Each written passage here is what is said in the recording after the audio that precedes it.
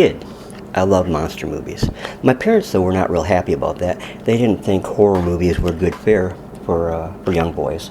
However, trying to keep me from horror movies was like trying to get a werewolf to stop being at the moon.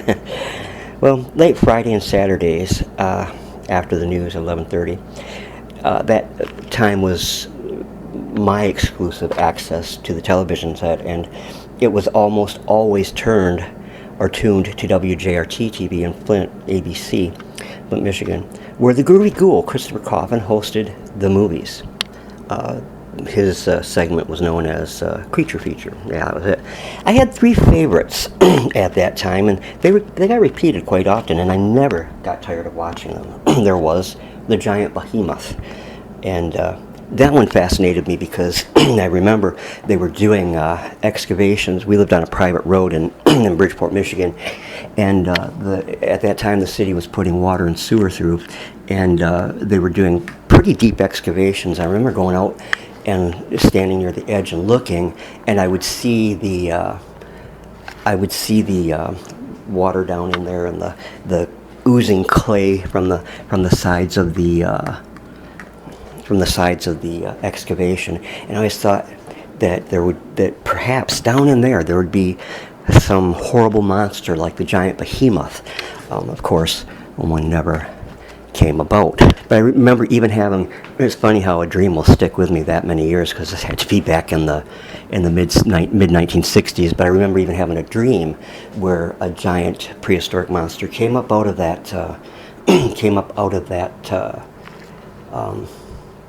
excavation and terrorized our neighborhood. Then there was Invasion of the Saucer Men. I loved that film, and it used to scare the bejeebies out of me back then. And I watch it today, and you wonder how could that have ever scared me. And it's still a favorite film of mine, but it's definitely doesn't have the ability to scare. The Saucer Men makeup was pretty interesting though.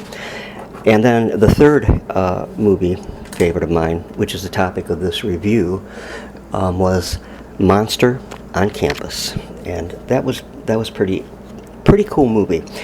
The movie was directed by Jack Arnold, who gave us other great sci-fi fare back then, such as The Incredible Shrinking Man, The Creature from the Black Lagoon, and its sequels, and the Tarantula. And he actually went on to do other genre of film too. The screenplay was written by David Duncan, and the film hit the theaters on December 17th, 1958. The cast was not exactly stellar, but many of the faces are recognizable, and the acting, competent. Featured were Arthur Franz as Professor Donald Blake, Joanna Moore as Madeline Howard, Judson Pratt as Lieutenant Mike Stevens, and the most recognizable name and face, the handsome Troy Donahue as Jimmy Flanders. The story was typical 1950s fare, when a perfectly preserved body of a coelacanth, a species of a fish that had lasted for millions of years without evolving from its original state, arrives at the university laboratory of Professor Don Blake. A horrible chain of events is at that point set in motion. Here's a little recap of the story, and I hope you enjoy the photos as I'm reading this to you. Samson, the German Shepherd dog owned by one of the science students, Jimmy Flanders, suddenly becomes a raging, snarling beast after years of docile living, attacking everything in sight. I'm puzzled by the strange behavior of the animal, which resembles, in appearance and manner, a prehistoric wolf. Dr. Blake returns to his lab at night with his nurse, Molly Riordan, for further tests on the dog, working also with the unique specimen, the coelacanth. Blake cuts himself on its razor-sharp teeth, and in a short while becomes violently ill. He goes home with Molly's aid. Several hours later, Blake's fiancée, Madeline Howard, puzzled by his long absence from her party, visits his home searching for him. And the residence she finds in shambles, and in one of the rooms, near a dazed, bewildered, and unremembering Dr. Blake, she finds the horribly mutilated and lifeless body of the nurse, Molly. Unable to explain the events to the police, Dr. Blake becomes a murder suspect, of course, until Police Lieutenant Mike Stevens discovers a huge disfigured handprint of a human hand, a print that could not have possibly been made by Dr. Blake. Several nerve-stricken days later, Dr. Blake is working in his lab with Jimmy and Jimmy's girlfriend, Sylvia Lockwood, when a dragonfly lands on the carcass of the coelacanth and begins feasting on its juices. And within minutes, the dragonfly becomes a 2-foot-tall creature from the ancient past and attacks people in the room. After a fierce struggle, Dr. Blake kills the fantastic creature, but in so doing, several drops of blood fall unnoticed in the bowl of a pipe which the doctor smokes regularly. Swearing the students to secrecy, Dr. Blake starts out on a plan of research to discover the mystery of the evolving animals. When a policeman is horribly torn apart one night on the campus and Dr. Blake awakens in his room covered with blood, the first light of terrible understanding begins to filter through his disturbed thoughts.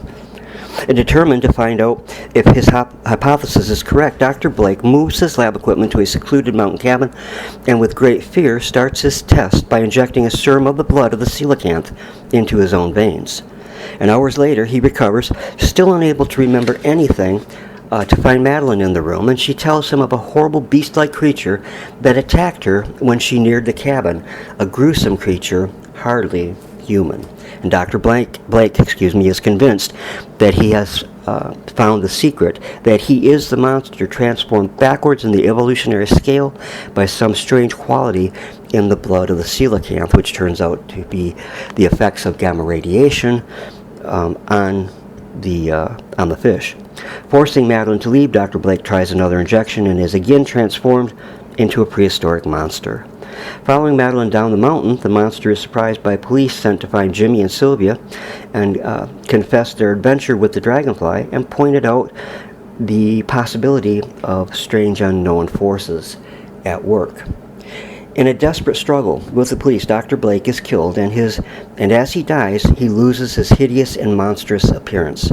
Dr. Blake's last words to Madeline tells his sorrow for the misery that he has caused, and at last, he has found the courage to die like a man. Thus concludes the film. I hope you've enjoyed this look back at a campy B classic that is still fun to take a look at. Please give a thumbs up, and be sure and subscribe.